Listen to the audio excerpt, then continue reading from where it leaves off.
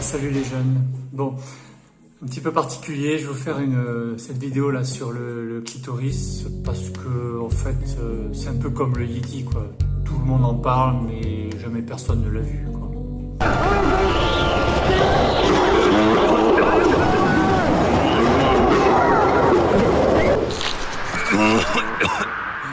On peut douter de l'existence du Yeti.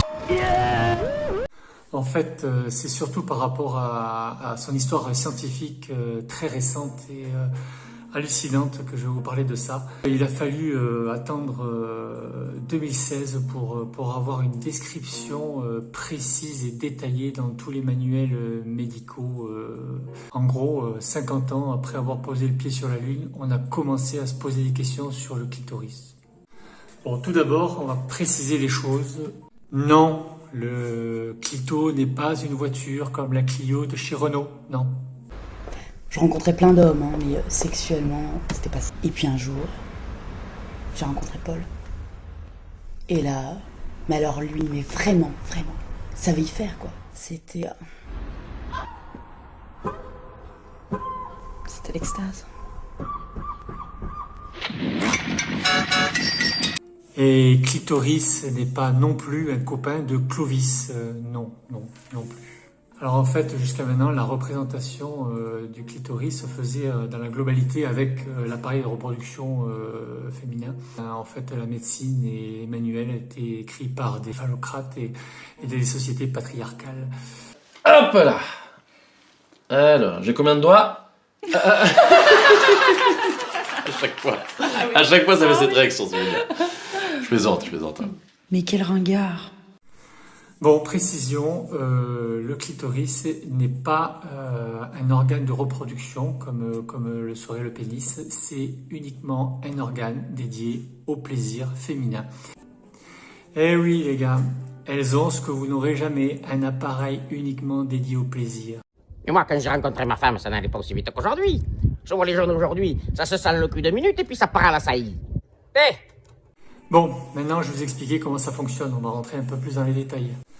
Donc voilà, ça représente le vagin avec son utérus. Oh mon Dieu, c'est quoi ça? Oui, bon ça va, je fais ce que je peux avec ce que j'ai. Ouais, bon voilà, ça c'est un utérus de 3 mois de grossesse. Comme c'est pas le sujet, on revient à un utérus normal, on va dire. Et donc voici ce qui va représenter le clitoris. Il faut travailler dans la visualisation personnificatoire du trauma, voilà, toujours dans le cadre de si ma tante en avait. Bon, alors donc à savoir que toute la sensibilité sexuelle se trouve dans le clitoris et pas dans le vagin. On est bien d'accord, organe de reproduction et organe uniquement dédié au plaisir. Donc avec le gland qui est ici et ensuite les bulbes clitoridiens qui sont ici. Il va se positionner comme ceci avec le gland qui va être en position haute de la vulve. Vous voyez mon vagin là? Hein? C'est comme une salle de bain après une douche, hein, un vagin. Il faut que ça respire, hein. Donc des jupes et puis on fait passer le vent là-dessous, quoi. Donc arrêtez de croire que tout se passe dans le vagin parce que c'est absolument pas ça. Et que c'est le vagin qui commande tout. Pas du tout. C'est lui qui commande tout. Pendant longtemps, nous nous sommes envoyés des petits billets doux, tu comprends? Alors je lui répondais, puis elle me répondait, puis je lui répondais, puis elle me répondait. Enfin, au final, je l'ai baisé quand même.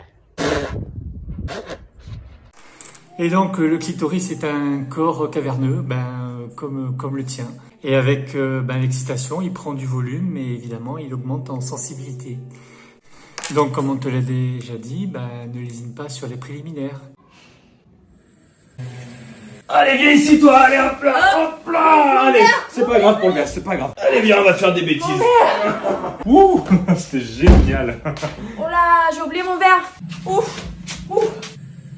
Ah, presque. Bon, chapitre 23, le fonctionnement. Donc déjà, on est bien d'accord, sachant qu'il y a la vulve et l'entrée du vagin ici, ça veut dire que c'est un organe qui est entièrement à l'intérieur. Donc vous verrez jamais les filles faire un concours de celle qui a la plus grosse. Non, ça n'existe pas, forcément.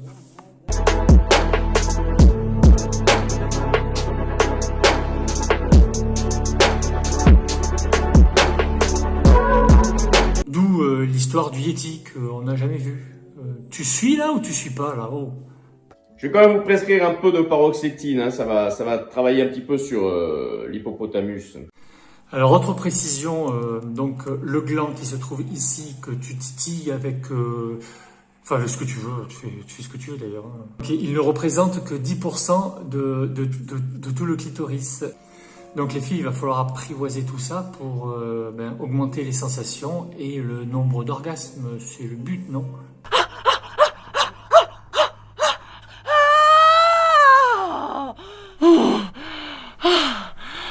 Oh non, j'ai pas réussi à me retenir.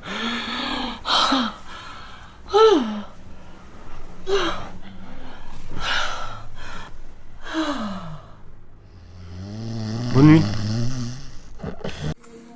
Donc le reste de la sensibilité se fait par le bulbe clitoridien et donc à travers le vagin. Donc en fait lors du coït, quand le mec est bon, normal, les filles en fait vous allez être excités par en fait la sensation à l'intérieur du vagin donc qui va exciter ou sensibiliser le bulbe clitoridien, et par le frottement donc du partenaire qui va être dessus et qui va venir exciter le gland. Donc en fait vous avez une double sensation. Bon les mecs, je sais que ça devient complètement abstrait pour vous. Ça c'est excellent pour les troubles de la cabine. Ça va vous faire le plus grand bien ça. Bon, chapitre 47, la grande question que souvent les mecs se posent. Dis Sandy, tu es clitoridienne ou plutôt vaginale? Bon, c'est comme la nouille des mecs, quoi. Hein. Il en est de même pour le clitoris des filles qui peuvent avoir une anatomie différente et donc ça peut jouer sur la sensibilité. Par exemple, le gland qui sera un petit peu en retrait par rapport au vagin et un petit peu plus haut parce que plus grand, il peut y avoir moins de sensibilité lors du coït, qu'elle sera plutôt vaginale. Comment je peux dire ça? C'est que les énormes bites, j'adore ça. Vous savez, il n'y a pas que la longueur. Tout le monde insiste sur la longueur, mais...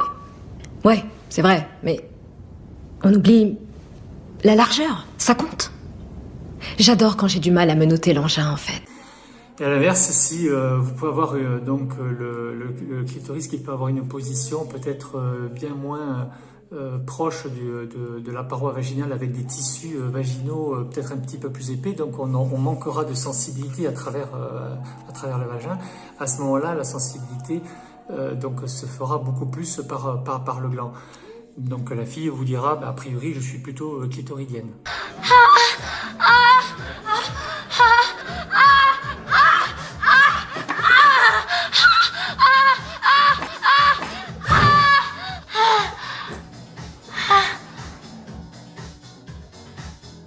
Bah quoi, je viens pas ici pour les brochettes, moi. Mais bon, je vous rassure, en général, ça se passe très bien et les filles ont la double sensation. Je vois qu'il y a des mecs qui ont décroché là déjà, hein, les gars. Les filles, je crois que vous allez avoir du boulot ce soir. Hein. Là-haut! Encore là-haut! Plus haut! Plus haut! Plus haut! Oh! Chapitre 52, le point G. Mythe ou réalité? Alors, c'est en 1981 qu'on découvre le point G basé sur les travaux qui datent de 1950 du professeur Ernst Grafenberg. Le plus important, c'est de trouver le point G. Bah ouais, bien sûr. C'est comment le point G déjà? C'est quoi? Bah quand t'as le point G, la grossesse elle hurle, elle en peut plus, elle a ses pieds. Ouais, Et la suédoise hier soir? Oh non, je suis allé jusqu'au point F, voilà, j'étais pas... Alors en fait, c'est une zone qui se trouve à peu près 4 cm à l'intérieur du vagin, face ici à la zone la plus sensible du clitoris, entre la base donc du gland et les départs des deux bulbes clitoridiens. 4 cm à peu près à l'intérieur du vagin qu'on va exciter cette zone-là, que la sensation sera la plus forte pour les filles, quoi. Bonne nouvelle les mecs, pas besoin d'être monté comme Oussama pour pouvoir exciter la demoiselle. Alors ce qui est fou, c'est que tout ça, tout ce dont je viens vous parler là, avec les détails anatomiques précis, ça fait partie que des manuels médicaux que depuis 2016. Hallucinant, quoi. Donc je crois que c'est clair, hein. Les mecs ont vraiment peur du Yeti. Hein. Bon voilà les filles, là soyez exigeantes, hein. On ne peut pas passer à côté de ça. Allez, j'y vais. Hop. Dites donc, il y a du monde là-dedans, hein. Ah bon? Dites, c'est un corridor, votre machin, là. Je suis pas spéléologue, moi, hein. Hein, on verra ça dans un mois. D'ici là, faites ce qu'il faut, hein. Allez, vous me remballez la viande dans le torchon, on passe à côté. Payé en CB? Oui. Ben, super. Allez, zou. Et s'il y a besoin, on peut organiser des travaux pratiques, hein. Je peux vous aider là-dessus. Hein. Le jour où tu te fais doigter par une main avec une alliance dessus, là, il se passe quelque chose, là. Je pense que c'est pour ça hein, qu'on met l'alliance au 4e doigt. Bien sûr. Bien sûr, parce que c'est le seul doigt qui n'a aucune chance de se retrouver dans une chatte, hein, ce doigt-là. Enfin, parce que tu ne fais rien avec ce doigt-là tout seul. You